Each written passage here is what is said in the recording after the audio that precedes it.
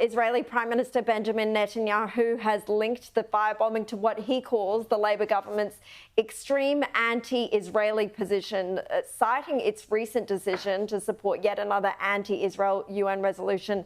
Amanda, such scathing public criticism from Israel's leader surely shows that Australia's relationship with our ally in the Middle East is now firmly in the toilet. We don't actually know. Maybe behind the scenes they have a pretty good relationship. No, I can tell you they don't. but what concerns me is I don't want Albanese to be held personally responsible for the behaviours of society, which we know can be absolutely vile, right?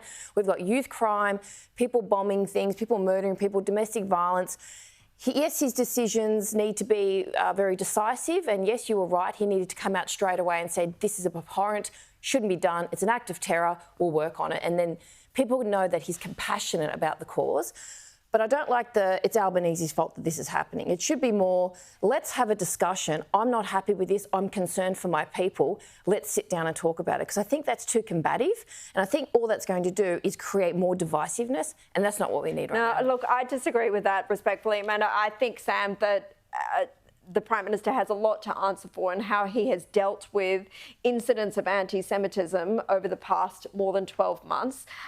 It's not just the resolutions at the United Nations, of which there have been a few, where Australia has departed from its standard position, but in constantly calling out Islamophobia when he mentions anti-Semitism, in sort of not speaking out strongly enough about certain incidents and protests that we've seen. I see what you're saying, and rational, educated, smart, normal people can have a rational debate about these things. Where exactly he sits on the spectrum? Did he take too long to say this is a terrorist attack? We can have that debate. But to Amanda's point, the people that are prosecuting these acts of terror are crazy.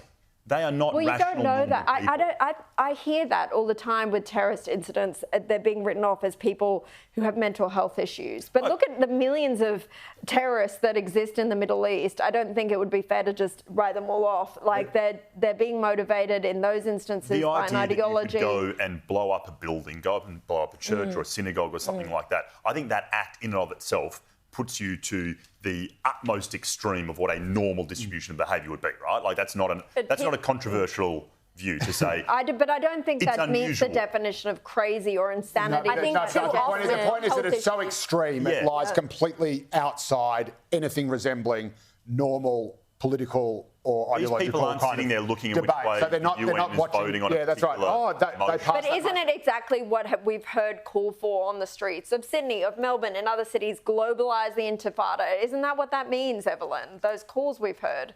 Yeah, I think too often today we like to make excuses for evil, and we like to sort of plaster everything as mental illness, and it's sort of like an excuse. It sort of lightens the load of how evil human beings can actually be.